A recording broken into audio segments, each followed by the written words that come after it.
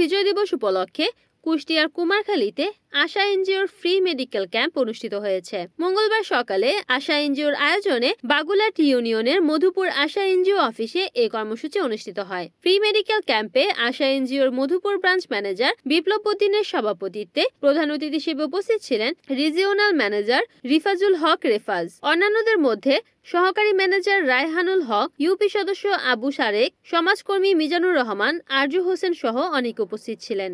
Free medical ক্যাম্পে রোগী দেখেন আশা এনজিওর ডক্টর মোহাম্মদ সুমন মিয়া।